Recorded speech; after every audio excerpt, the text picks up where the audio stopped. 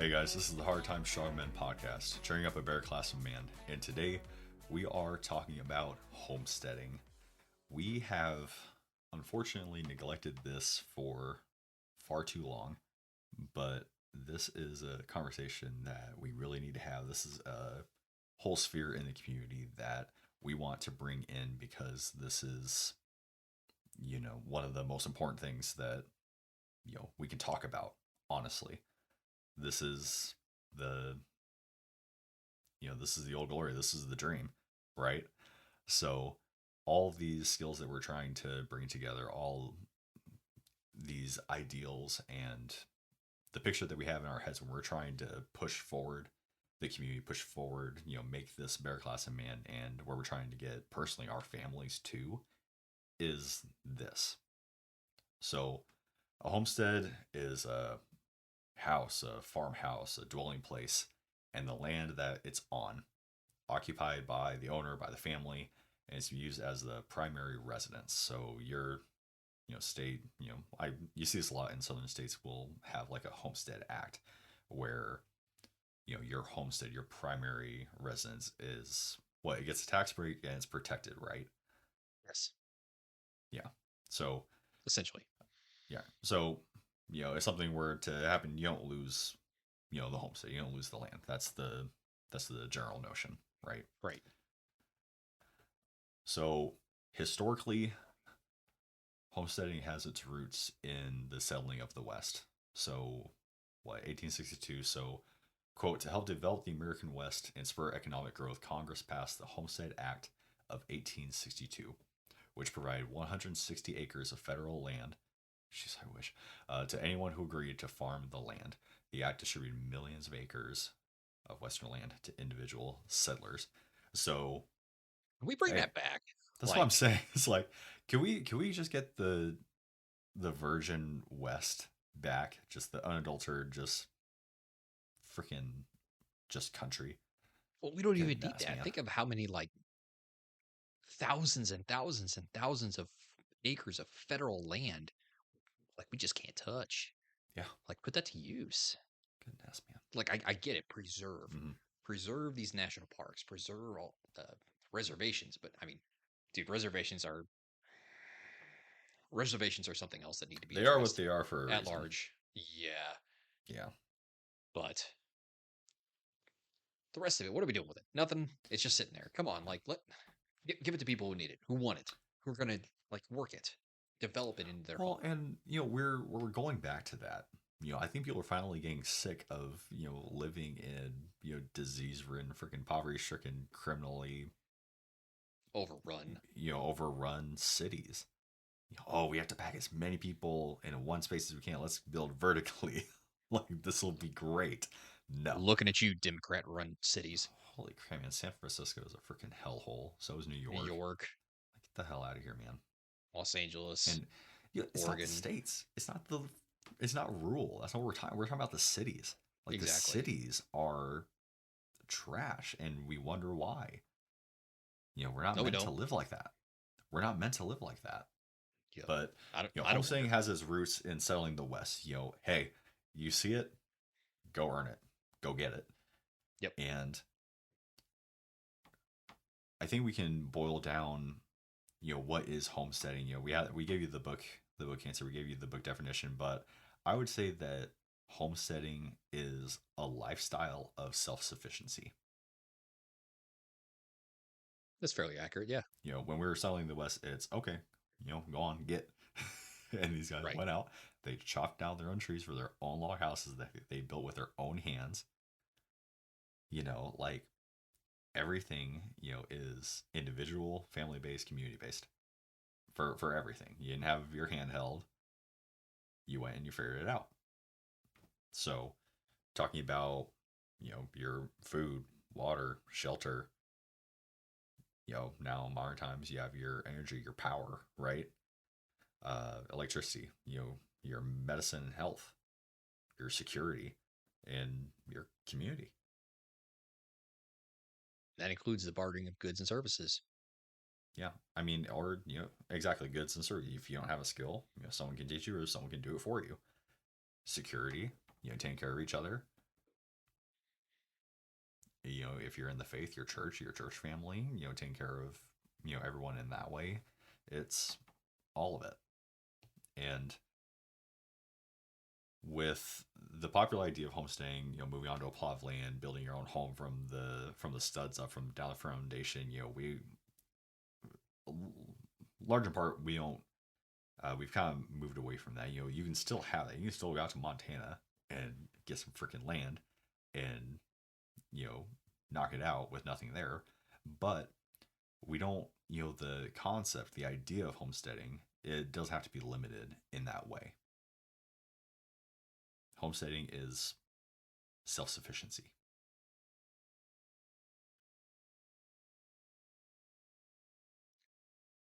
Well, like you said, with that self-sufficiency comes being able to build your own home. Like you got to be able to build some kind of shelter. I don't care if it's a lean-to shelter or a log cabin or hell, building your own, creating your own bricks, building your own, white picket fence. Right. Like you got to And be able we're to. not, and you don't have to start from scratch with all this stuff. People are getting sick and tired of having to rely on government organizations, businesses, entities, HOAs, and they're wanting to do God. stuff for themselves, right? So, not saying that you have to drop everything, leave, and go start from scratch. You can start Hmm. right where you're at. You can start in a duplex. You can start in an apartment, in a suburban home, in a rural home. You can start wherever you're at.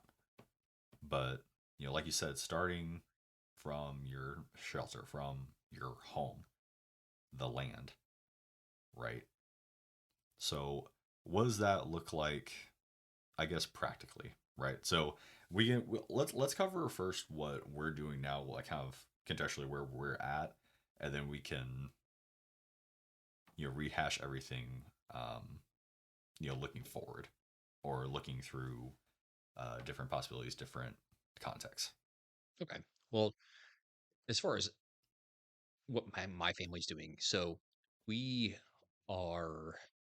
I mean, for starters, we have two small gardens in our backyard, so we're trying to become less dependent on the grocery stores because, especially in this area, I've seen prices. Well, I mean, not even just this area, but every area, the prices of groceries are going up for the everyday things that you need. I mean, eggs. What's the price of eggs right now? $10 a carton. I have no Well, you idea. wouldn't know. I have Yeah, no you idea. wouldn't know. Yeah, I'll tell you, it's that somewhere feels between. great. Feels great, I by it the way. doesn't it though. Yeah, no, it's the price of a carton of eggs, a dozen eggs is somewhere between $8 to $10. That's A miserable. gal a gallon of milk is I don't even know. I haven't bought milk in so long. Haven't needed it, Yeah, but I have a buddy who has goats. He doesn't buy milk anymore. I mean, why would you need to? What a way to live. It's the same thing. No, but so that's food. But let's talk about the home. The home itself. Yeah. So I know this isn't us personally, just because I mean it's such a huge uh, cost incurred to start this. But I know a lot of people who are throwing solar panels on the roof to separate themselves from the rising prices, especially down here that we're seeing of electricity. Yeah. Like, and I'm going to call them out for this. Duke Energy is yet again raising their rates to where normally in the summertime, since I bought this house like 4 or 5 years ago, during the heat of the summer, my max electricity bill was like $240. And I would not be surprised this summer to see it hit almost 400. Goodness. And it's driving more and more people to put solar panels on their house. Because why would you want to pay that? You Yeah. shouldn't have to.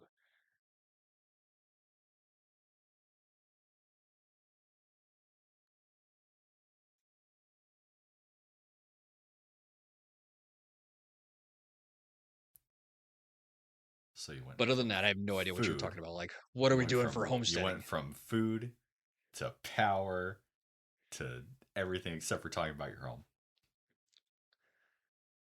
I got Well, you. it's like So I so didn't build talk. this home. Like, Well, right. So you didn't build the home, right? right. You didn't lay down a foundation. You didn't build your house from the studs up. right? But you have a home. That's This true. is, that is your Alamo, right? So in terms of a homestead, yeah, you didn't build it, but it's yours. And that's where That's you're true. living, and that's where your family is. So what do you do to keep that home in working order, right? So the Holy idea, so crap. homesteading being self-sufficiency, right? So you don't, preferably you don't have a guy who goes in and, every time that you have a leaky faucet, Nope. comes in and, fixes it for you. So what does that look like for you trying to take that responsibility back? Okay. My So, dad used to say the joys of home ownership. yes. So, with that in mind, I mean, good Lord, I handle plumbing. I've replaced the kitchen sink. I've replaced um, the drainage for the AC pan. I've replaced uh, the pump for the toilet because it wasn't flushing or filling right. And Hmm. basic knowledge of plumbing in that regard is just like, okay, well, if it's not filling, then there's something, the water isn't getting in there. So that's got to be a pump problem and Yeah. replace that. And what do you know? It's fine. But I know I you've worked mean, on like electricity. I know you've worked on, lighting and wiring yep, and installation. I know you worked on landscaping and, gardening, landscaping's which been we'll talk about later. huge. We essentially dug up our entire backyard and resodded the whole thing, Yeah. It's a which lot, was man. a But to make it pain. workable, right? Because you Right. can't work with sand. Right. You can't. Down here, the entire area is either sand or it's marshland. That's it. Or swamp. Sorry, swamp. It's swamp. And that that in itself is an incredible challenge for one growing anything Hmm. because you cannot. Well, you can plant a garden in this crap, but it's going to take a lot of extra material, fertilizer, Yeah. and the like, which the government thinks contributes to freaking red tide, but it has nothing to do with the pollutants they're dumping into the water. It's our fault for fertilizing our plants. Um, Naturally. right. So of course you have to build raised garden beds. Hmm. You have to say for my avocado tree, my lime tree, my olive tree, you have to add nutrients to the soil because there is none. Hmm. There is no nutrients. There are no nutrients in this soil. Period. So we have to introduce it on our own. Um, I mean, yeah, I redid the front planter bed. We've had fences turned to PVC for added security. I mean, Mm. So repainted you've the had whole to place. So you've had It's to wear a lot been, of hats. You've had to be a plumber. yeah, You've had to be an electrician. You've had to be a landscaper. You've had an to architect. Yeah, an it's art. I an mean, not to engineer. mention Yeah, it's, security, everything else, right? But that's where I'm getting at. So hmm you have to be a so jack of all trades. yeah. You So have to. think about this, and looking at a home, everything that goes into a home, right? The plumbing, keeping food in the pantry, electricity, water. I mean, elect. Well, yeah. So plumbing, electricity, security. I mean, dude, you have hurricanes. Like you have to like work on damage control for that. Make sure your freaking home is livable and safe. God. There is so much that goes into this. So yeah, I mean, you have to have basic, knowledge, a basic skill set in plumbing and electricity and carpentry. I mean, all these things, I not to mean, mention the tools, yes. right? So you don't have to rely on people, a plumber, electrician, or carpenter to come out and do all this. You have to have some tools on hand and know how to use them safely. And that's something I picked up over the last 36 years of life.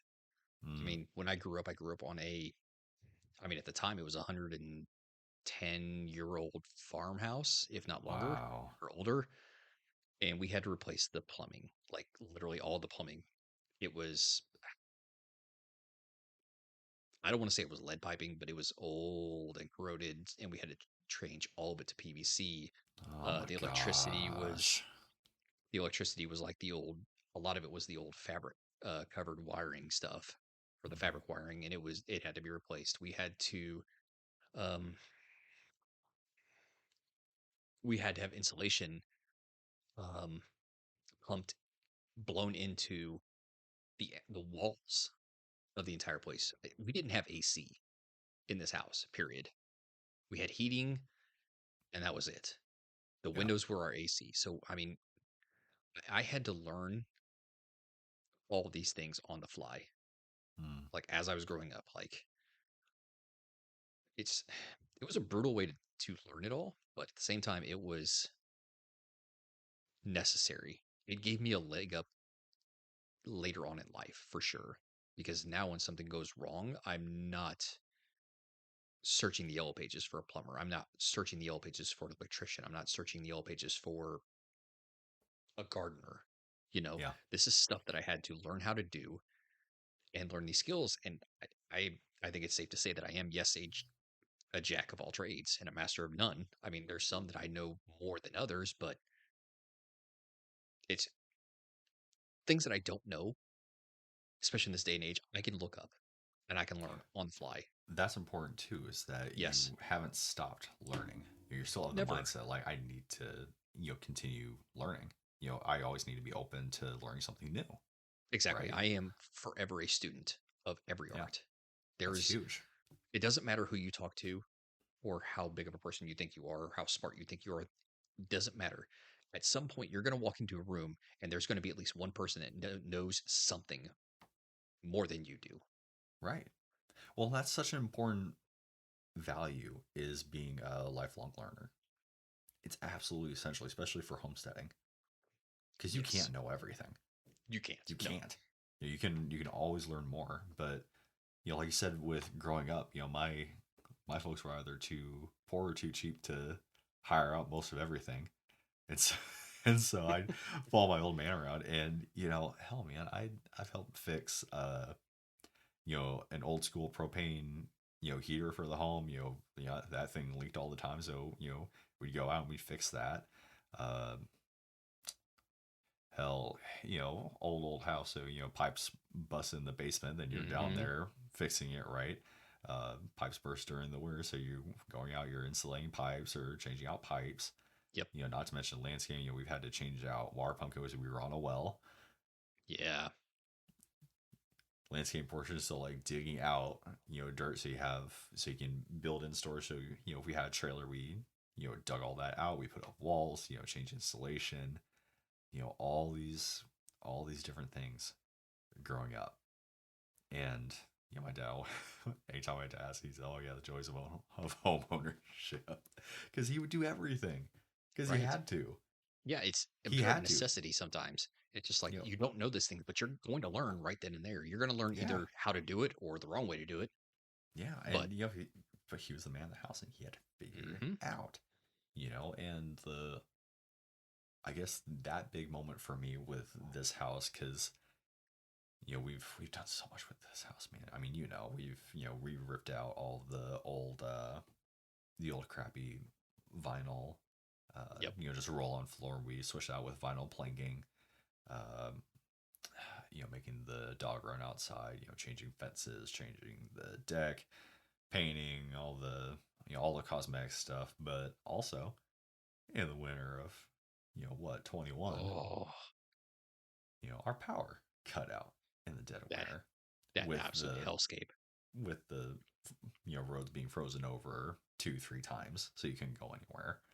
Yep. And thank God I was so hardline on this with my wife that because she ended up choosing she had to go out and view all the houses because I was still in school, so she had to have eyes on with the house. But one of my big non-negotiables was, hey, it has to have a fireplace, just because I'm old school like that. Right. And tell you, if I wasn't keeping that fire burning all day and all night for 4 days, where I cracked the stones all the way up into the chute because it was so hot for so long, to You hold that you know over her head that you were right help about us that. I don't hold it over her head, but I'm just like, thank God I was weird about this one thing, man. I told her It's always the it. one thing. I told her it has to have a mature tree, which we had to end up cutting down because it had freaking heart rot, and it has Hmm. to have a fireplace. And that, you know, and it ended up being the right call. But Right. thank God when I was growing up as a kid, I love chopping firewood.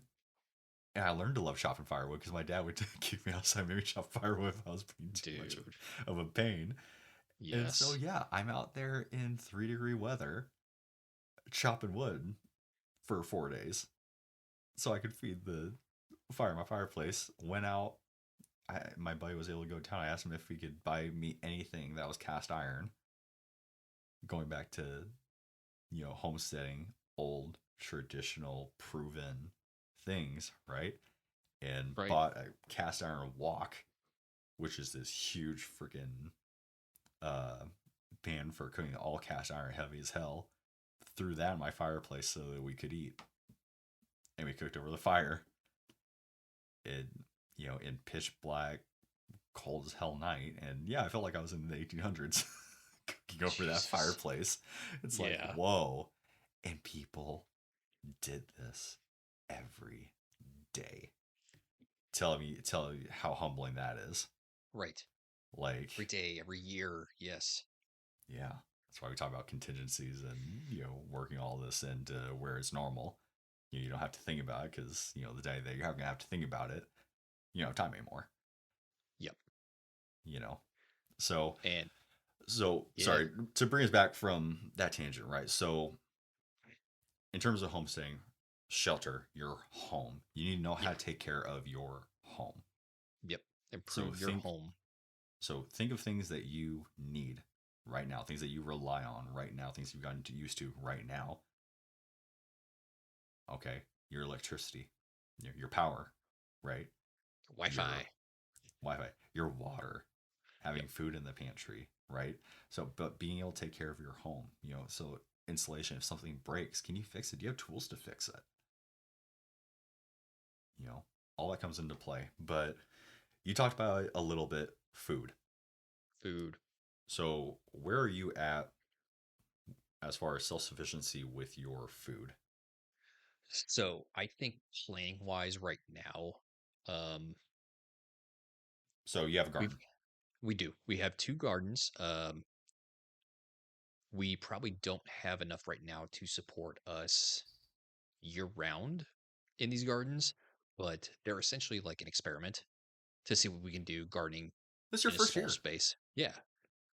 Well, it's like, I mean, potatoes, tomatoes, peppers of varying kinds, including jalapenos, cherry tomatoes.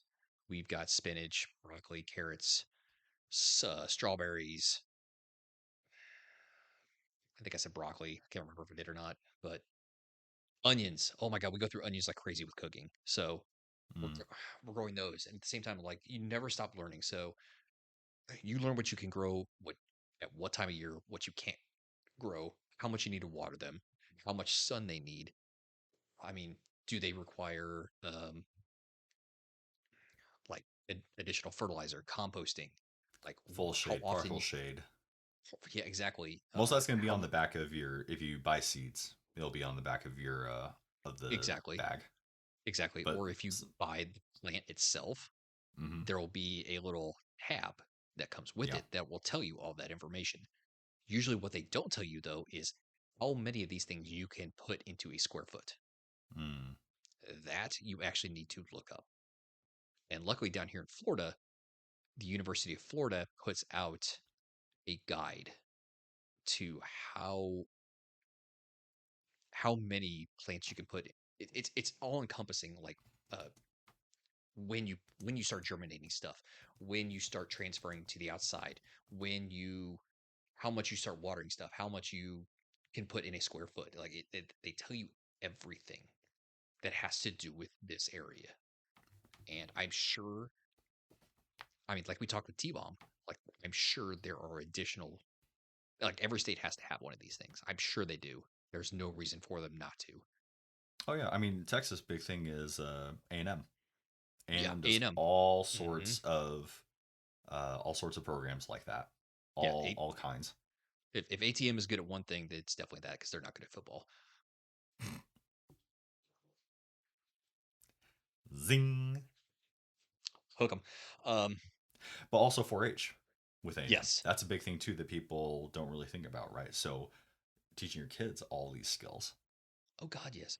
per their And interest, that's that's That's in most Huge. states too. 4-H is a Yeah. massive thing. I did not do 4-H growing up because I grew up on a farm. So that was for my 4-H. I didn't do 4-H because I was a fool. I mean, looking back, Mm. all the things I could have learned, all the things I could have learned off 4-H. Oh my gosh, man, what a huge resource for people! It's insane.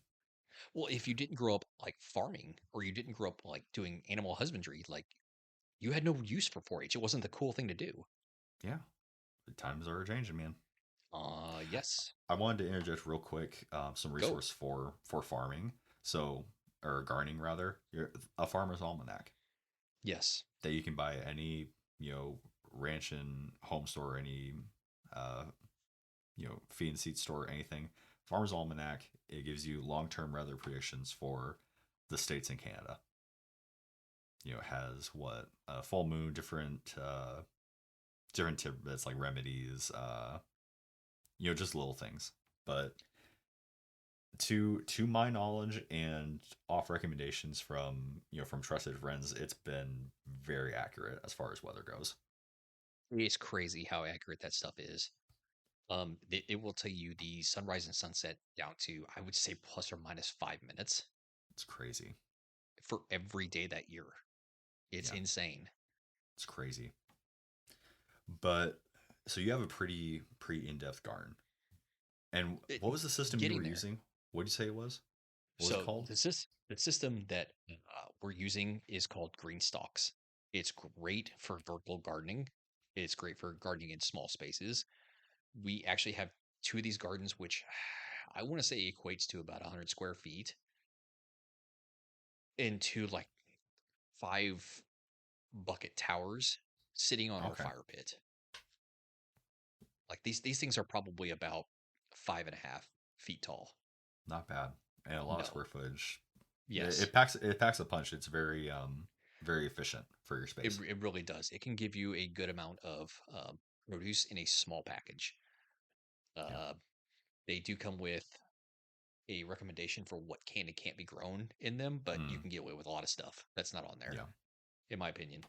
But I am actually planning out 2 U-shaped raised garden beds because, like I said, this isn't enough. And I mean, Yeah. with us planning on starting a family, I was gonna say, what's your we're going to goal? need. What's your goal for the garden? What do you want My to do? goal for the garden is to be completely self reliant and to Cool. essentially cut ties from the grocery store, except for the things that we need.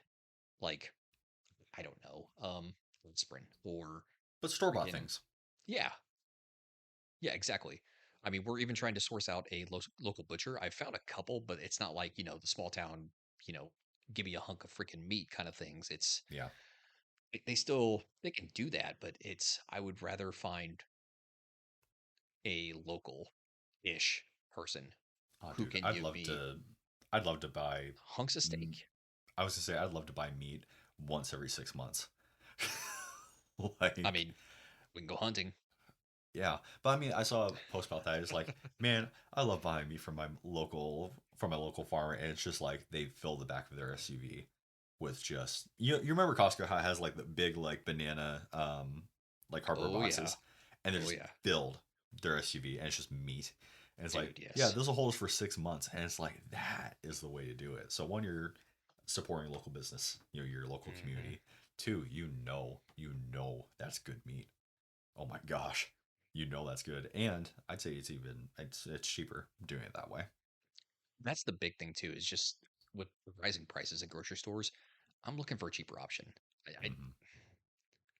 For the two of us, like we spend probably $100 minimum a week on groceries, Golly, yeah, and it's gross. that's insane. It's absolutely Hmm. insane. I can remember growing up, I spent maybe $50, $60 for myself for like 2 weeks. Yeah.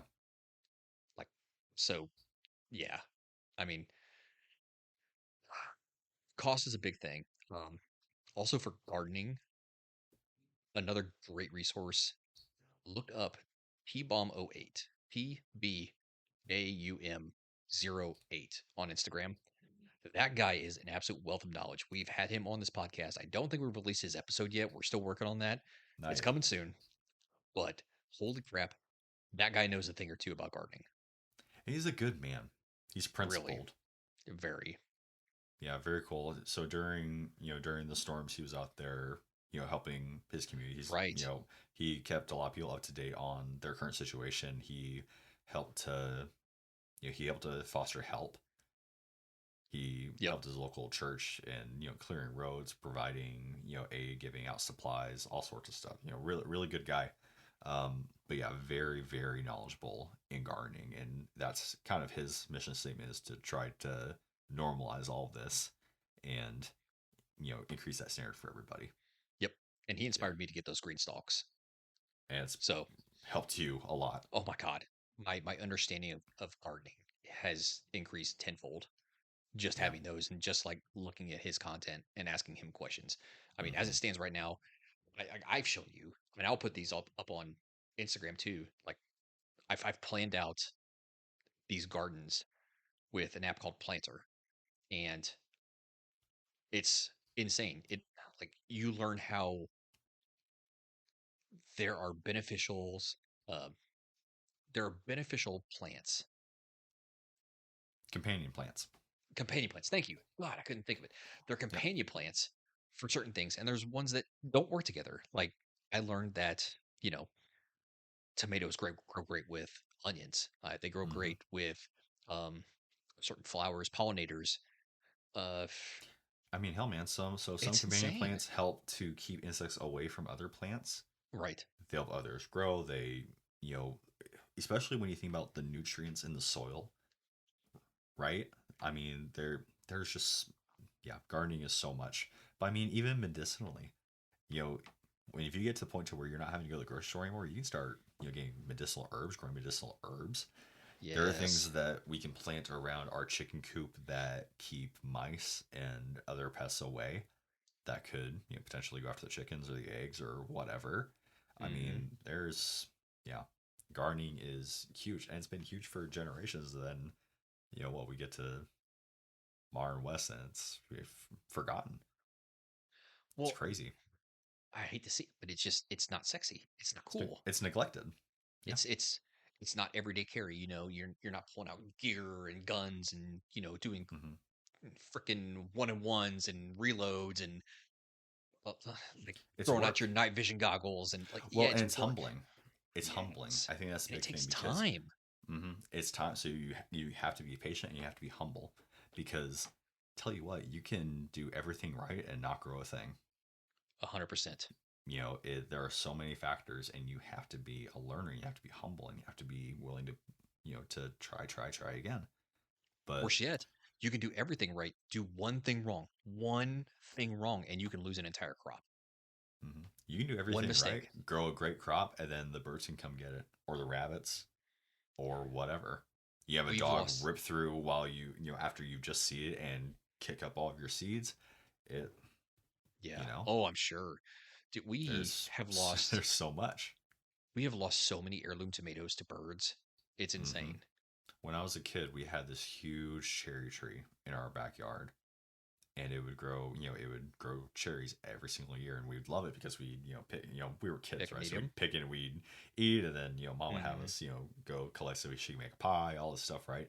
But then Oh, every nice. year around the same time, the birds would figure it out, Mm. and it swarm the entire tree, and can take the entire harvest if you let them. So like, she literally had me and my cousin on the back porch with BB guns, shooting off the birds Oh all my day, God.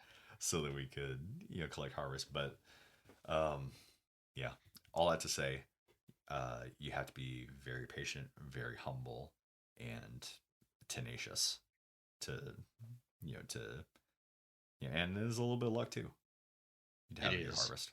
And But honestly, I really equate a lot of gardening back to our last episode about how to fail. Like yeah, yeah. you need to take each failure with gardening as a lesson. Like there's Mm-hmm. somehow something went wrong. Figure it out. Don't do it. Don't do it Yeah. again. Mm-hmm. But But gardening is keep huge. going. It's a huge thing for you, for your family. It's a huge thing for community, Yeah. right? But what we're doing right now, so we just started gardening this year too, and I don't remember You went how all big out our, though. yeah, I don't remember how big our, so me Yeah, so me and my wife didn't really we're really playing games this year. So we started and we have plans to completely convert our front yard to garden space because our front yard isn't doing anything. It's just sitting there and I mow it. We don't play in it. It's hot. There's no big tree there. It's an ornament. And so we built so far 3 huge raised beds. I think like 12 foot, 13 foot by 4 foot, Wow. with plans to build one more. Um, and then we're gonna tear out all the grass. I'm gonna tear out all the grass, till everything up, and then put clover down so that we can have pollinators come in and do their thing. Um, but we haven't a tomato come up yet. I think I don't really have much hope for the tomato this year. But zucchini, you've seen the zucchini that we have. I held up my 1 year old child for scale, and It was massive. insanity, huge for no good reason. I've never seen a It was like a zucchini that big. it was like a porn star eggplant, dude. It was huge. That's what I'm saying. Like, and that wasn't us. Like, this is the first time we've had a garden. Like, it's not like we're good at gardening. just, it just happened. But we have zucchini, squash. Um, what else? We have honeydew, watermelon. Yeah. What else? We have the green beans, the sweet peas. We're growing carrot, some peppers. So us too, we long term we want to cut out the grocery store as much as humanly possible. We want all of our what we eat to be from us. That's the long term goal. But we've had a fun harvest this year. I wouldn't say it's a very useful one. Motivating for sure, and it's really great to have the garden in the front yard because it causes our neighbors to see us when we're out there working and to come talk to us and to True. build community Yeah. that way. So that was a really great side effect of having the garden in the front yard. Giving the ridiculous amount of zucchini we got away because that completely took over about half the yard at this point. The vines are just running. It's insane. That's insane, dude. Yeah. But that's been really fun. I want to be a lot more intentional because we got caught in stuff and different projects around the house, so we weren't able to give the garden the due diligence that it needed. But I plan to have a really great growing season next season. I want to plant everything and get everything. It's gonna be a lot of fun. Take lessons learned from this time. I'm gonna set up. What I was really proud of, honestly, this time was setting up the soaker hose. So we have sucker hoses that run through both of the Oh. beds that we're currently using. And Mm-hmm. so when I wake up in the morning and go take dogs for a walk, I kick the water on. And the 10, 15 minutes that I'm gone, it's watering both those beds. Come back, turn off. It's done. Nice. And that's all I have to do. And I can even buy a faucet timer. So I don't even have to do that in the morning if I want to.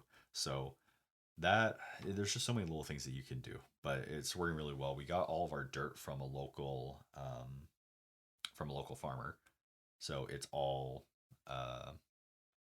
compost dirt from his cows. Nice. I'll have to Yeah, work with you offline on those tomatoes because you should be able to get a few at least in a year. yeah. I think I just haven't. We didn't trellis it yet, so it's just things that I know we need to Mm, do that we haven't done yet. So okay. I think, yeah, that's definitely an us thing. I don't think it's the plant or the dirt or anything. I mean, hell, I can even send you some seeds to start. I appreciate it. Heirloom all the way. But Heirloom all the way. I'll send you some that you'll love too. Uh, hell yeah, man. cherry tomatoes, Roma Oh tomatoes for yes, sauces. Yeah, I'll send you some stuff. thank you. Of But course. yeah, gardening. So that's where we're at. We've had a decent harvest where we can give to our community, which is a really really awesome, really fun thing to do. Hmm. We've enjoyed ourselves. The honeydew. My kids are getting fat off that stuff. It's awesome. Completely fills my counter. It's insane. Yeah, It's they're delicious, like this isn't it? dude. They're like that big. Yeah. They're like this as big as my head. It's awesome. But there's so much that we're doing right now that we're having a lot of fun with. I'm trying to take note from what T-Bomb told us is, for your first harvest, have fun with it. Grow things that you want to eat, that you have fun, eating, so you Hmm. enjoy it, right? So, but eventually I want to do potato. I want to do, yeah, honestly, I love to do like maize. I know that takes a lot of square footage to get a decent harvest, but I just want to do everything. So Yeah. our long term goal is to dedicate more space, obviously take up the rest of the entire front yard, and then go into the backyard to where we're completely self sufficient. As far as like fruits and veggies, that's my ultimate goal. I'd love to do that. And then animal husbandry. So Yeah. this year we started keeping chickens. I Oof. converted an old shed that was that was with the house that, the floor was completely rotted out, gone. So I wasn't using it. I converted that into our coop. Nice. So yeah, so I made another foundation for it just out of some 2x4s with the scorching method, the Shusugi bond. Hmm. Cut out a couple windows, put the chicken wire out, and I put up the nesting boxes, some roosts, and we got some chickens from chicks, which are incredibly finicky things.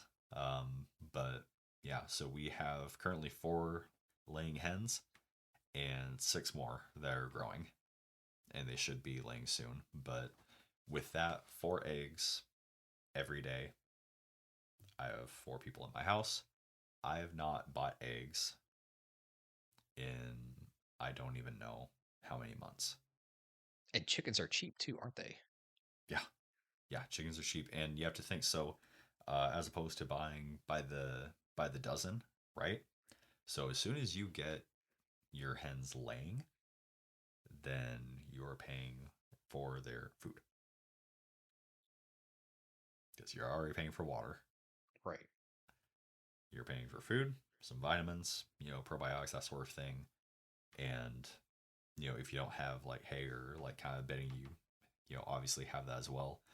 But hell, man, I go to my Atwoods. I buy a 50 pound bag of feed, 50 pound bag of scratch, and I'm good for a month. Yeah. Like, and it's just super low key. I so found this on Pinterest, but for the feed and water, 5 gallon buckets. The water has like 5 little nipples that I've drilled in, and it's kind of like a rabbit where it pecks the metal bit, Hmm. and it allows that little space for the water to drip out.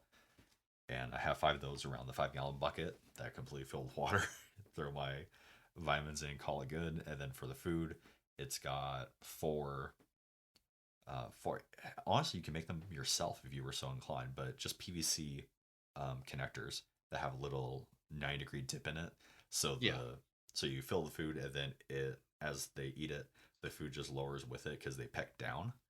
They stick their head and peck down, on the bottom of the bucket, and just feed and forget. And then I collect eggs every day.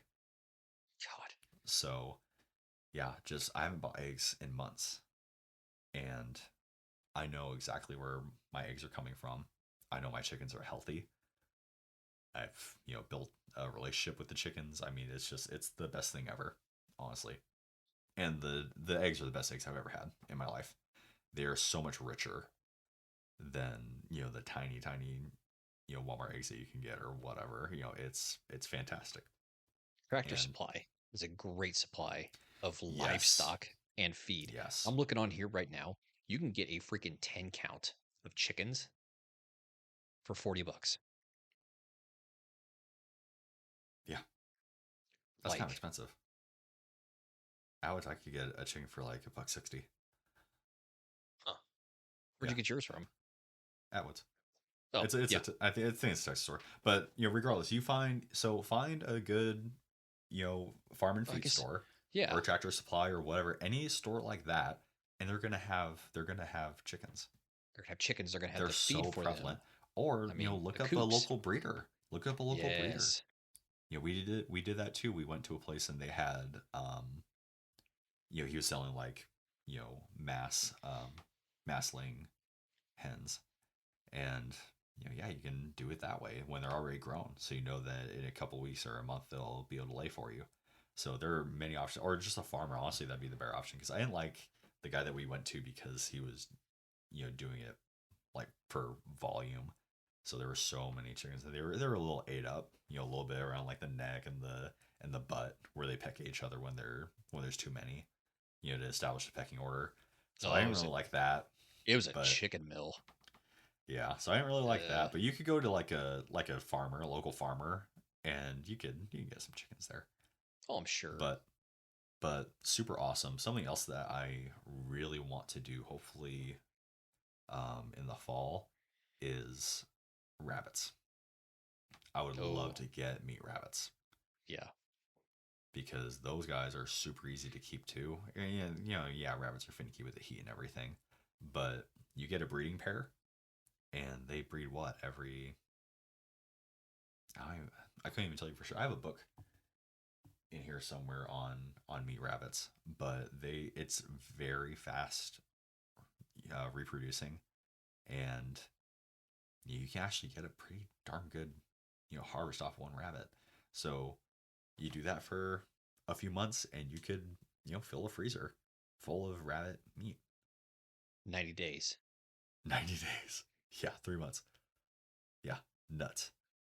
Nuts. And so same thing, right? So you're not thinking of like per package of meat or whatever. You're thinking more in bulk. So I have to buy this much food. I already have water. If I have to do vaccines or whatever. But you have more of that long term mindset, right? That kind of bulk mindset. Hmm. But then if you're harvesting your own meat, with meat rabbits, small scale, right? Small scale, small animal husbandry. Like, you have eggs, you have meat, and if you have a decent garden going, Your you're produce. making you're getting a lot closer to being unstarvable. So pretty cool stuff. And then of course, whenever we are able to uh get good get on a good bit of land and have a barn and everything, we want to have all the goats, all the cows, the horses, the donkeys, like everything. We want to do it all. So, and then having square footage for a good solid garden, like it's gonna be awesome. It's a lot of work. Oh, a lot of work, but think about the gain. Think about what you That's true. stand to gain. That's true. But yeah, are you guys doing anything in the animal husbandry zone, or are you considering, or where are you at with that? So we are considering chickens, but we need more land, to be honest. Yeah, Yeah. Well, yeah. I mean, with us trying to start a family, we're going to need stuff for the kids. And then it isn't going to be really feasible to I thought you were have. gonna do like a little coop with a run. I mean, we thought about it, but it's like with us wanting to put in two bigger gardens, it's going to be a little bit harder to do. We would only be able to keep like a small amount, like maybe like two to four, maybe at max like eight. If you So, could keep, so I don't remember where I read it, but it said if you have two hens per head, so 2 eggs per head, essentially you keep a family in eggs. hmm, Because 2 eggs every single day. How many eggs do you normally eat a day? Right. none. Right. But, you know, think about it, so you 2 eggs, wife 2 eggs, kid 2 eggs. That's a pretty darn good place to be. And if you don't, you're like, I don't want to eat eggs today, then you're just building up that supply. Cool thing about eggs, sorry, little tangent, They're but they good. don't have to be refrigerated. Right, you can water store those, can't you? Can them, essentially? Well, yes, but my eggs are on the counter right now. Nature. So check this out, right? So a baby, so the germ process for a baby, right? So when baby Right. comes out, they've got this kind of white coating all over them, right? All over their Mhm. skin. This The oil. I film. forget what's. I'm a nurse. I should know what it's called. It starts with a V. I'm pretty sure, but it's right there. I don't remember. I don't recall. But it's to protect the baby, to protect the baby's skin. And people who are looking more into like old traditional practices, right, more like holistic practices, normally like in a hospital setting, they clean baby off, wipe baby down, everything, throw baby in a blanket, all the stuff. Now we're going more back to like holistic traditional type stuff. So some moms are asking not to wipe the baby down because that has nutrients in it that help protect baby and the baby's skin, right? moms are opting for tummy time to build that bond to help regulate emotion and temperature. So all this stuff, right? So with chickens, same idea with the egg. It's covered in a film. So if you don't wipe that off, if you don't, completely clean it off, that egg will stay good for weeks. Jeez. I can keep those eggs on my counter, which granted they don't last that long in my family, but I can keep those eggs on my counter for weeks potentially. And when we had more, I don't remember how many eggs we had. We're pretty much day to day now, but when we had a good, surplus going, we had like 18 eggs just hanging out. Oh, We wow. we were giving them away. Yeah. So, pretty cool stuff. Yeah. What are you So, guys but doing yeah, for if you water though? water, we're on city water, unfortunately. Same. Yeah. I so whenever we get land, I'm hoping for three ways of water. So I'd love to have, wherever I'm going to be, I'm going to have a well. Yep. Just knee jerk reaction. I'm going to have either have a well on the property or I'm going to have one dug, right? I would love to be on a live creek, year round creek. That's Yep. best best case scenario, right? Yep. Um, I would also love if we had like stock ponds already. If we don't, then I'm going to dig my own because I forget what's called. Uh, was it permaculture, something like that? But the idea there was this guy in Oregon, and the idea is that you have all these mini ponds dug and filled around your property, Right. right? Depending on the gradient, you have so if it drains into the other pool. So you always have full pools, full ponds, right? It's it's drought proofing your property. Mm-hmm. Just it's insane how much these little ponds can hold. So you're talking about millions of gallons of water on your property, and that doesn't just evaporate away. You know what I mean? Right. So I'd love to do something like that as well. I've seen in more arid, more like desert climates, they have things called rain roofs, which are just like 3 or 4 feet off the ground, 6 feet off the ground. But it's just square footage of just roof that is on gradient, obviously, so it goes into a gutter, which goes into water storage. And there's a formula for how much square footage equals how many gallons, per like rainfall or whatever, Mm-hmm. um, or how much water collected, for that rainfall. But it's very substantial too.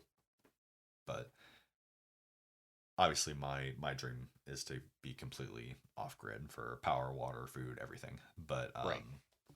currently we're unfortunately on city water, but we have one 50-gallon uh like water drum that I've yet to connect to my gutter, but we're going to connect that to a gutter, and then we're going to get at least three more. So not enough to sustain ourselves on, but it'll help with the garden and the dogs and whatever else. But Yeah, that's a big thing too. With these gardens, they require a lot of water. So if you can collect mhm. rainwater in some way, every little bit helps. Every little If bit's you going to offset that bill. 100%, so if you have an apartment, if you have a home, next time it rains, even just a little bit, go out to your gutter, Yeah. watch the gutter drain, because it is insane how much water your roof collects. It's insane Oh yeah. how much your water, how much the water collects and just wash away. You can collect that. Something else. What was it? It was a documentary called I think The Biggest Little Farm, but it was talking about going to like you were talking about like companion plants and just like a more holistic, sustainable farming, right?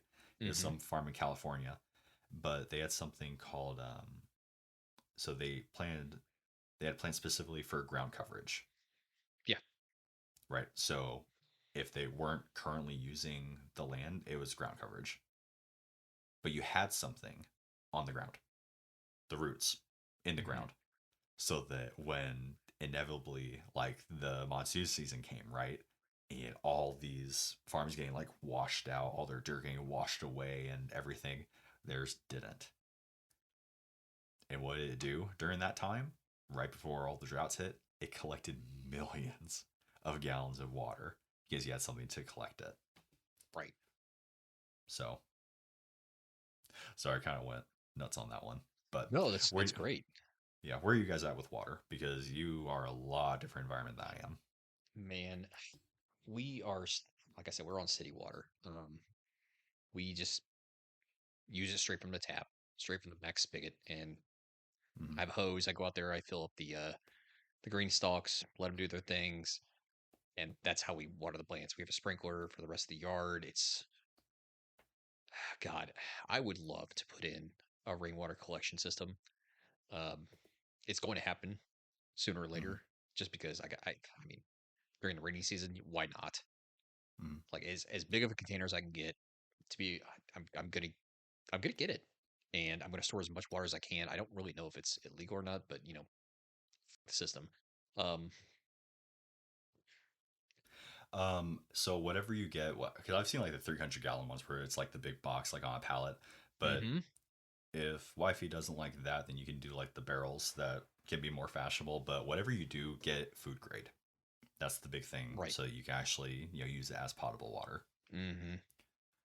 Um, and this is more in line with the like emergency preparedness side. But as far as water goes, having ways to purify your water, right? So if power goes down, good practice is to fill up whatever bathtub you have with water, just in case, right? Yep.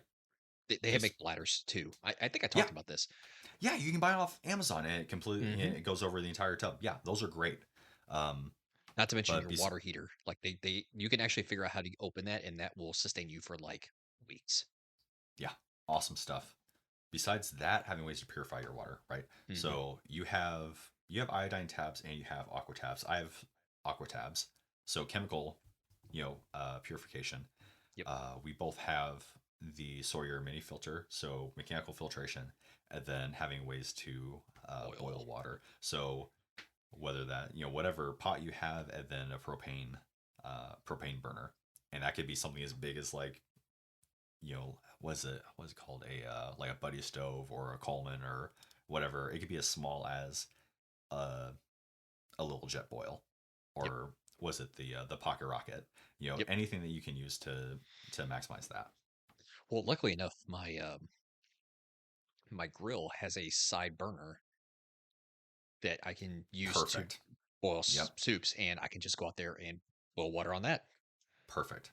Yep. It is great. Guys who love to go camping, you'll have your little was it your coffee what I'm talking about, your Oh, percolator. yeah. Your percolator. You boil Mm-hmm. water in that. There you go. So moving on, energy, electricity, power, however you want to say it, right? I mean, So that's rolling solar. We're talking water, whether you're rolling with a water wheel, water turbine, whatever. there's so many Generators. options. Are you There guys is. on? Do you have anything right now So to help aid that? we do not. You We do. are we are I can. strictly I on the grid. No. I guarantee you do. Really. You're thinking macro. You have a little power bank, right, for your phone. Oh, that's fair. That's fair. We do. I have a You know what I didn't crap have? tons of those. You know what I didn't have in 2021 when I A didn't power have bank. power for 4 days? A power bank. Guess what I have Hmm. now? About It's little. 75 power banks. It's little things, guys. Literally, a little power bank that can fit in your pocket, in your car, in your home, whatever. Because you don't know when your power is going to go out, right? But Right. just something that you can be plugged into USB, you know, and just forget about it. And then when you need it, there it is. You're good to go. They make a lot of these now where, yes, you can plug them in and charge them that way, but they also have ones that you can hand crank. They have ones Mm-hmm. that you can Solar, solar, little solar especially. power banks. Exactly. So I have a little solar power bank. I have my my poor neighbor, poor guy. He moved from Northern California right before the freeze, so he was pretty traumatized. So he has been trying to outfit the community. He bought us all little Baofangs that I helped him program, and so we can stay in touch if need be. He bought Nice. us emergency radios with a solar panel on top, a little hand crank, a little SOS transport, like the whole deal. But Nice. Yeah, I love those things. Um, we have a generator, just a little gas generator that can power. I mean, pretty much whatever you want. It's not big enough to power the home, but if we have a major appliance that needs help, or whatever, we have that. But I need to know some basic mechanics and basic small engine mechanics in order to get that running. If it Right. breaks down for any reason, I have to have a way to keep gasoline for a while because gasoline does go bad, right? It takes a while, but yes. Yeah. But there are a lot of options for power, like you said. Mhm. So not even just completely off grid, but let's say, best case scenario, you want to be completely off grid. So something that, like you were talking about, a lot of people do solar power. Yep. Huge technology.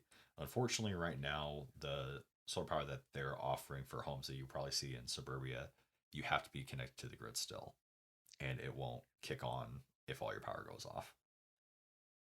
That's the kicker with a lot of the stuff. Now, if you have a buddy who's electrically inclined, you can circumvent that. That's where community comes in. But if you're building on your own land, solar is a great way to go. Looking out over your kilowatt hours for whatever you want to run, right? So So one all your major one appliances, good everything at one home. one good one you were talking about with when you were talking about getting on a creek is having a water wheel. Because if you're Yes. spinning that, you're spinning a freaking turbine, Oh my. which Oh could my gosh. connected to a generator, connected to a battery. Like you can store electricity. Yeah. Excellent. So water turbine, excellent, excellent way. I saw that on Homestead Rescue. they Exactly. they they hooked up a family with one of those, and they'll never run out of power again. Period. They are The done paying the only electric bill. There is only a few ways that you would ever run out of water. Number one, if there's a massive drought. Number Hmm. two, if that stream gets diverted, Hmm. which that's a lawsuit waiting to happen.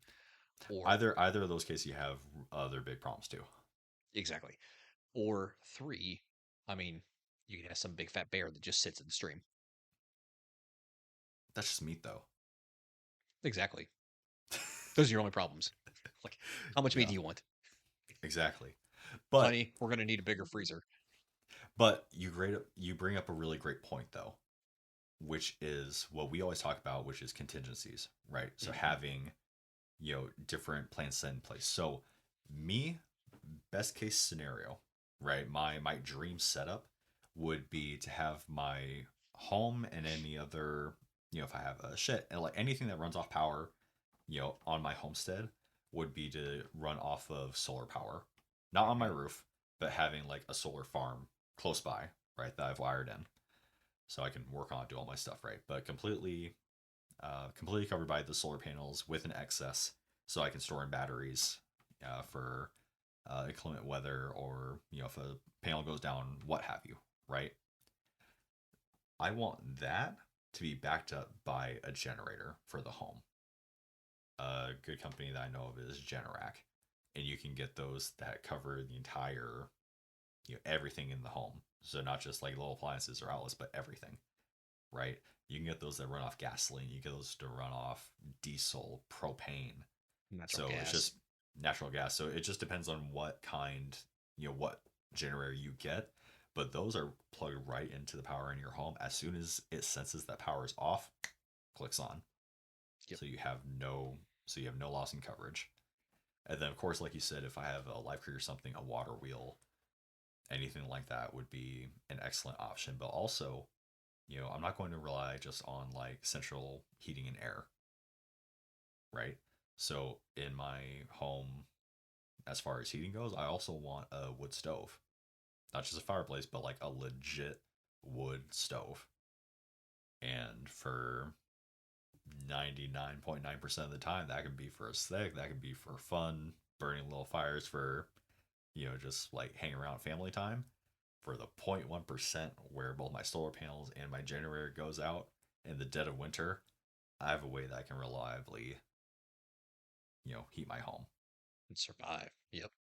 and survive. Same thing with water. We're going to have the well, hopefully the live creek, the ponds and everything, but also you're going to need a way to store excess water, right? Have a way to purify that excess water.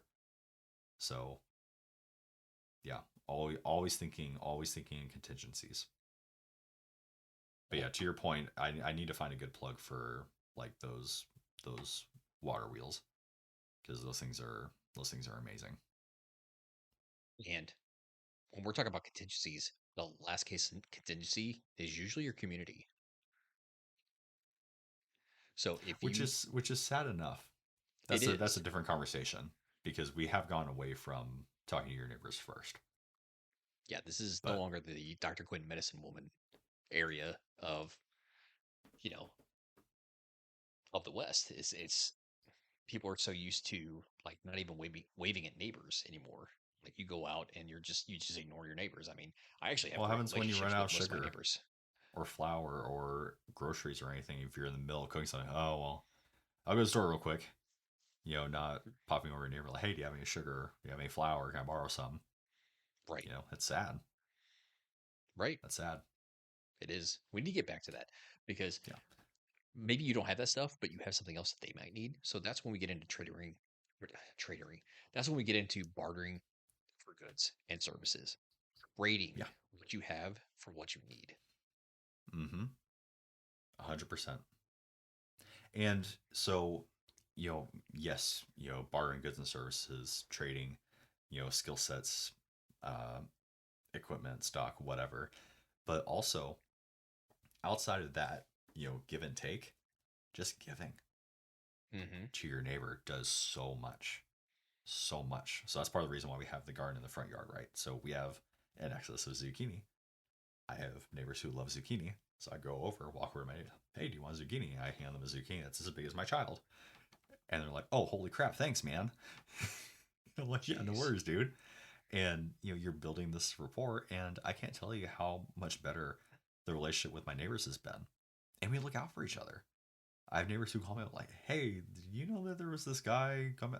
Yeah, that's so and so, and he's watching the house over the weekend, or whatever. Or they come by like, hey man, you want some quail eggs? I Mm-hmm. didn't know you have quail. Yeah, you want some eggs? you know.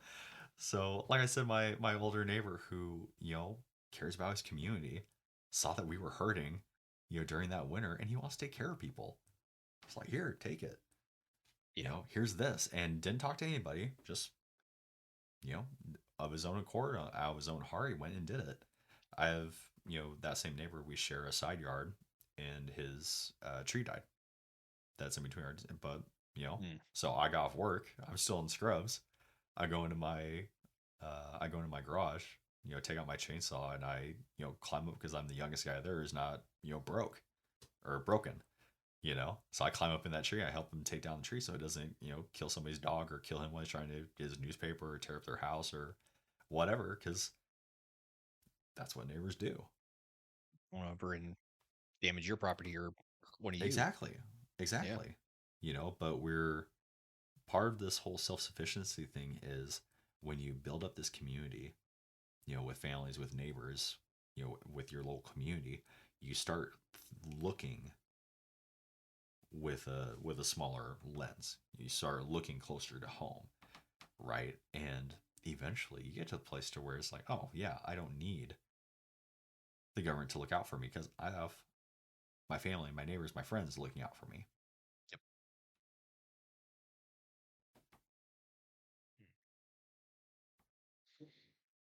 But also, trading, like you said. So regardless where we know or think where, currency or anything else is going, you talked about getting a local farmer, talking to a local farmer and getting local meat or anything else that you might need. That's huge too. Right. Hey, everybody, this is 6 and 7 with the Hard Time Strongman podcast, and we are coming to talk to you about our Patreon and Discord. Hey guys, our patrons get early access to all of our episodes. They get all of our exclusive pre and post shows, all of our spicy takes, all of our rabbit holes that we go on, everything that we want to include in an episode, but we can't because we need to stay on topic. And soon enough, we will be offering digital downloads, guides, everything that we've been working on in the background will soon be available to our patrons. So make sure to check it out. And come hang out with us on Discord. Speaking of the spicy stuff, this is where we discuss most of it. Once you're there, you'll get access to all of our in-depth discussions, including stuff like homesteading, fieldcraft, medical, camping, communications, shooting. You like ARs? Come talk to us about it. You like 4x4 vehicles and prepping? Come talk to us about it. You like tannerite, thermite, napalm? Come talk to us about it. All of the campfire talks that would get us kicked off of other platforms, it's right there in our Discord. Come join our community. We're active on Discord every day. We're interacting with members constantly. We have guys from every walks of life coming to contribute their expertise to all of these various fields and subjects that we've been talking about. Come join the Discord. Come join the Discord. Join our community. Build up that better class of man. Now back to the episode. And my last word on goods and skill services. So I have a buddy who is obscene, and I'm pretty frustrated with him because just the wallet that he keeps all of his certifications and licenses is bigger than my own like actual wallet. The dude knows everything. Oh my gosh. And it's like, it is so emasculating and humbling. I'm just like, you shouldn't exist because you're as old as I am. And he just knows everything. It doesn't matter. Like, he's either done it or he knows someone who's done it. But that is the best friend to have with what I'm trying to do with my life. Right. Because I could just talk to this guy about anything. I'm just like, hey, can I weld that? And he's like, and he'll just think about it, he'll like look at it and talk to me about it. He's like, no, because those are two metals that aren't compatible with welding. Like, it just, no, won't work. And I'm like, I would have never even know that. I didn't know that was a thing. But yeah, dude can weld, dude can do carpentry, electricity, fiber optic cable, drones. He can do farming, anything and everything. I'm like, you are awesome. But that's the guy to know, man. Because if you have a problem, like, hey, dude, can you come over and help me fix this? Yep, sure can, buddy. Be over in a minute. Doesn't matter what it is. He helped me with my flooring. He's helped me with plumbing, electricity, everything. I mean, the dude's a gem. But make yourself valuable is where I was trying to go with that. So, spend your time wisely, learn skills to where you can be valuable for your community, your family, and for other people. That's irreplaceable. Right. If nothing else, we also just got done talking with Critter again. Love that guy. That episode will be coming out soon-ish. But something as simple as knowing how to handle hand tools. Being comfortable with tools, period. Being knowledgeable about just tools, period, is huge. I mean, yeah. At the very least, being familiar with the tools that you have or you will be using. Yeah. This isn't a episode, but dude, learn how to hold a flashlight. If you can do nothing else. Oh my god. I mean, how many people's dads have yelled at them for not holding the flashlight correctly or in the right spot? Mine. Yeah, I can tell. Moving on. So, medicine and health. So you go first because you had a good point on this in the pre-show. Talking about health specifically. Right. So, unfortunately, the way society is, we don't exactly treat our bodies in the best possible way. Like, we are no longer, say, the Spartans. We are no longer like those that, you know, treat our body like a temple. Most of us treat them like their playgrounds. But, you know, keeping yourself in peak physical condition, or at least, good physical condition, will help you both, you know, physically, mentally, and spiritually. Like, it will help you get through the day. You won't be nearly as tired at the end of the day. You will be tired if you've been working your butt off. I mean, we all Mm-hmm. are. I mean, even if we were doing like mentally taxing things. Regardless, it's better for you in the long run, especially health wise, if you keep yourself at least in good condition. Like if you don't feel good, that's your body telling you something. If you don't feel comfortable in your own skin, that's not a good thing.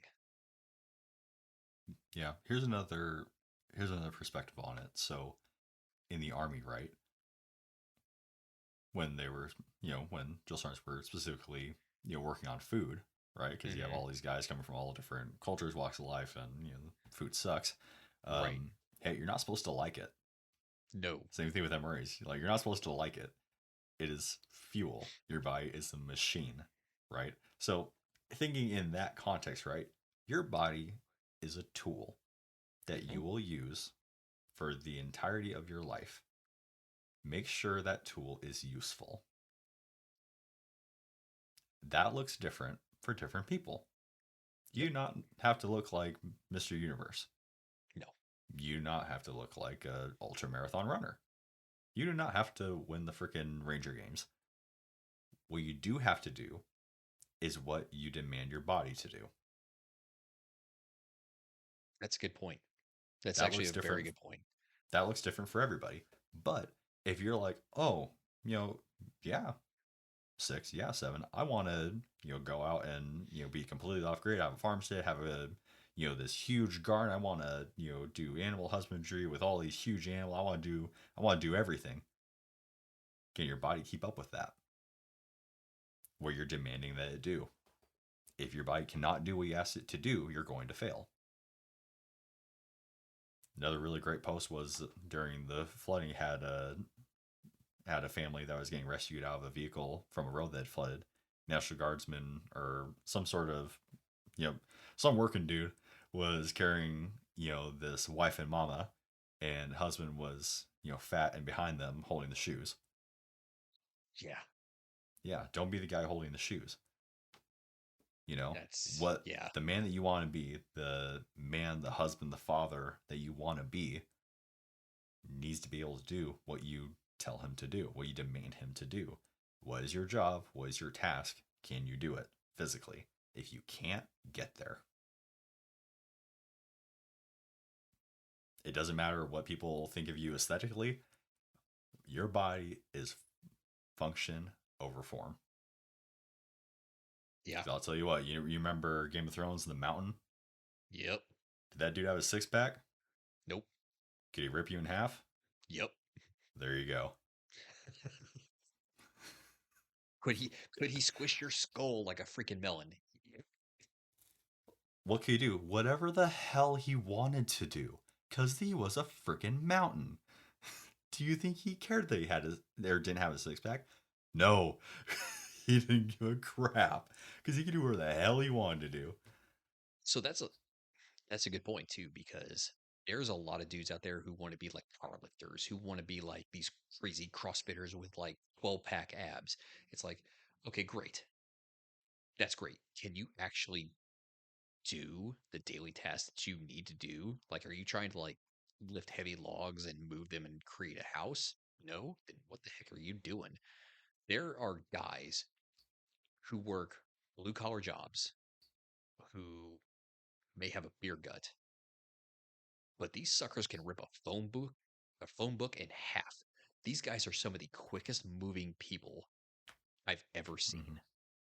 When my uncle died, we went to the funeral, went to the wake, and my dad tells me a story. I wasn't there, but he told me a story of him meeting one of his logging buddies. Hmm. Guy had hand like a freaking bear paw, right? He, you know, went did the man thing, shook my dad's hand. And granted, this dude had been a logger for a long, long time. Hmm. You know, working the chains, the trucks, the law, everything for a long, long time. My dad said that he did like a little, like you would shake a baby's hand, just Hmm. a little. My dad said that he had to unstick his fingers from each other because the dude's paws were friggin' strong. Jeez. Yeah, but that's my final word on, and it's always been that for, as every time that we've ever talked about what mentally tough, physically strong was. Every time we talked about physically strong, I don't care about form. I don't care about having a six pack because you remember like a Wolverine where he's Hmm. like freaking shredded to hell. Yeah, dude been dehydrating for days Yep. to get that. That's not healthy. That's not normal, right? So form over function every day. Can you do what you are demanding that your body do? What you're demanding your body to do? Can you do the task at hand? That should be your only concern, especially for like warfighters, right? What are you demanding your body to? Are you demanding that your body throw on, kit, a 2-4 javelin on your back and then run a couple miles? Well, you best be able to do it. If you need to do that, do you need to be able to low crawl 100 meters with your M4? All right, you better be able to do that in your full kit. There is no hard and fast rule. There is no perfect workout that's going to get you there or get everybody to the same exact standard. You need to be able to do what you demand your body do. Reminds me of the story you were telling me about when you played Op 4 for those Rangers. Yeah. Yeah, dude. That's scary. Talk about humbling. So, for those who were not there for that episode, okay. We we played when I was still when we were still in the army, we played Op 4 for some Rangers who were going to go do some cool and nasty things to some freaking piece of crap people, right? But we were playing Op 4. We were playing the baddies and we set up with our 240 on a Connex. 100, 150 meters away from this wood line. We knew the Rangers were going to come out of there because we saw them, do a night jump as they, fell from the sky behind the wood line. So we knew where they were going to come from, right? Because Rangers always pick the most miserable place to come out of, so you don't think they're there. And so we waited, and we waited, and we waited, and then the entire wood line exploded, just like absolute overwhelming fire. Is like, okay, we're leaving, and we egress behind to this what was it? It was like an earth mover. It was some sort of equipment, right? And we set in, and we see these dudes running, not a jog, sprinting at us. Entire squad in line, sprinting towards us, unloading the entire time. And of course, we quote unquote died, right? Because the winners always win in those games. You have to training value. But these guys came up. I was like, and I'm looking at these dudes, and you think, oh yeah, they dropped their packs in the wood line, they'll go get later. No, these dudes were full kit. Some with saws, some of them with M4s, others with 320s on their M4s, full ruck on their back. So these dudes just sprinted the entire freaking 150 meters with everything, unloading the entire time to come and kill us. That's fit. Yeah. After a jump, by the way. After a jump. Which is dangerous enough, much less, the impact that it has on your body when you land. Like, yeah. Like, Or yeah. if you burn in. But But no. still. But yeah, and your freaking your mileage may vary what you need to do, but you need to do the task at hand. Mm-hmm. So get there. And with health, But we do have our medicine side, which is understanding what's wrong with your own body, understanding what's mm, wrong with someone else's body. I mean, that could be, you know, taking well, not even something classes, wrong. Maybe prophylactic, right? Just upkeep. preventive Make sure medicine. that you're Yeah. staying healthy. Yeah, but we're very spoiled right now Mm. with Western medicine, right? If you have an ouchie or a boo boo or your tummy hurts, you can go to an urgent care and they can give you a cocktail where the hell you want and make you feel better, send you home with a prescription, and you're good to go in a day or two, right? Or you can be like those who have a freaking cough and go to the ER and clog up our freaking hospital systems. Right. Looking at you, but you're probably not listening to this. But regardless of what's going on, right? So we're thinking, self sufficiency here, right? How long can you take care of yourself? Do you have medication on hand for just general pain management? Thinking like Tylenol or ibuprofen. Do you have stuff for, nausea or vomiting or diarrhea? Do you have things for, if you get the flu or you get a cold? Do you I, have basic wound care at home? Do you have Neosporin and some band-aids? Can you cover more than that, right? This all changes when you have more than one person in your house. and the big thing You, is, do you have the skills, the knowledge to know how to use a lot of that stuff, especially this stuff if it's more? yeah. But I mean, just think about context, right? So while I was in the army, while I was healthiest I've ever been, right? That was a lot different for me. What was in my medicine cabinet in my barracks room versus now, right? I never went to sick call. I went to sick call one time after I, totaled my Jeep. But Yeah, that that thanks for was not that waking was me up for that, dickhead. I was asleep too. Shut up. Anyway. Yeah, you were. Anyway, I mean, that I bet I can guess what was in both of our medicine cabinets when we were in the army. shoot. Aspirin or Tylenol, bottled water, and a pair of socks. That's always though. Yep. I had that Dayquil and Nyquil. That was it. I had Yep. Tylenol, Dayquil, and Nyquil. That was the only thing I had in my Hmm. medicine cabinet. Now I am a husband and a Yeah. father. My medicine cabinet has exploded, Mhm. and I'll tell you right now, I don't have enough. No. I don't have enough for anything for any good length of time. I don't have enough Tylenol to sustain, my broke my broke body and any aches and pains my wife or, my kids are too young for Tylenol right now, but whatever happens, right, for any good length of time. I don't have enough, symptom management for like Dayquil and NyQuil or nausea or anything. I don't have enough bandages or Neosporin or just like topical anesthetic or just anything, Well, right? Let dehydration. I alone, mean, do you exactly, let have? alone if I have to care for somebody else that's not in my nuclear family. Yeah. So think of these things, okay? And that's in Western medicine context, right? What happens when you run out of stuff? Do you have medicinal herbs or oils or anything? Do you know someone who does? Are you able to take care of things if you have to improvise or adapt, certain equipment? There's a lot that goes into this. There's a lot that goes into this. Something to think about. Moving on to security.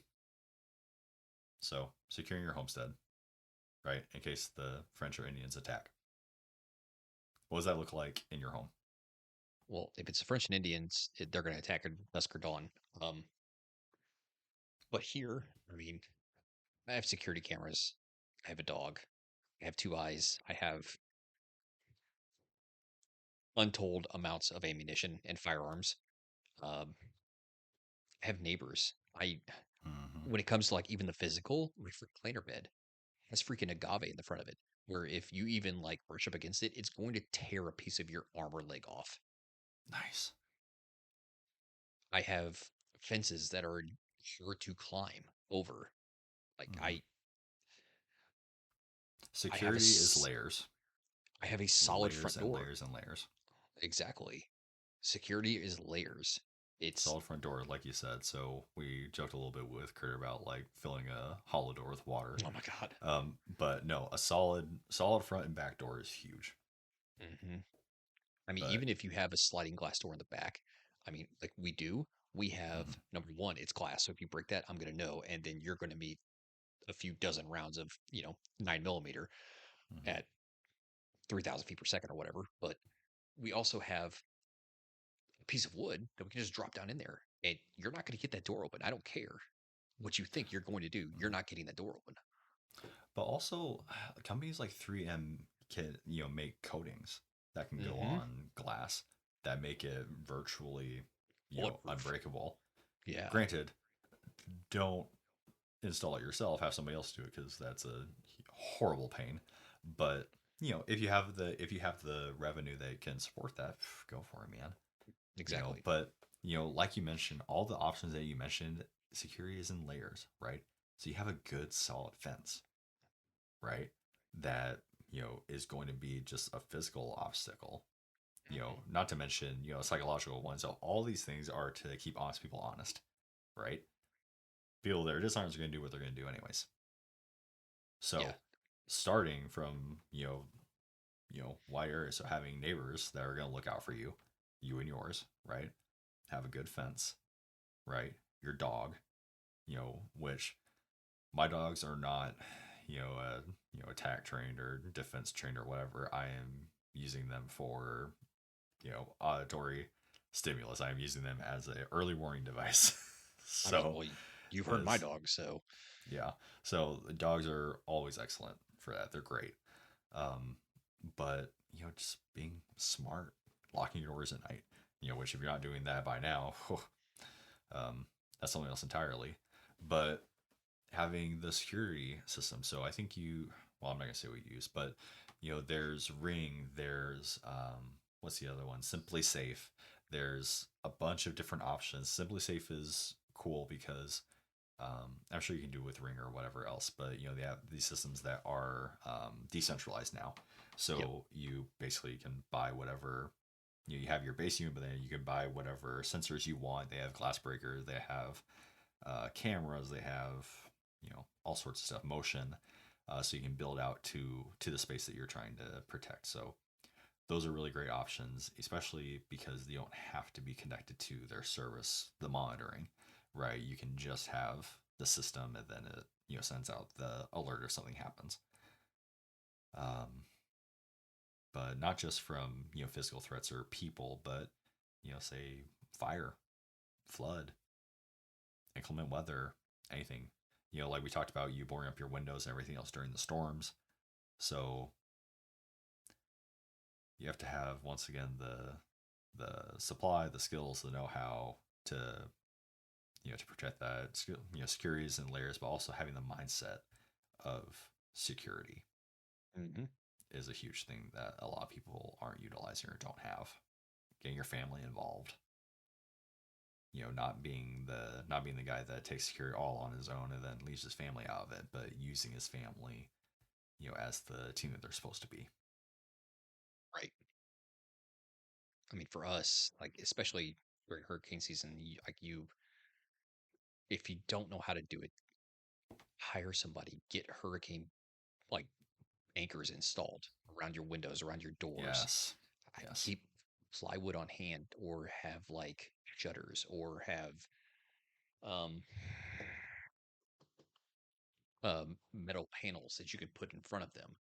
Like, have a way to protect your home. Like, reinforce your garage door, or get a new one. Like, Yeah. if your garage door is rotting, it's not doing you any favors.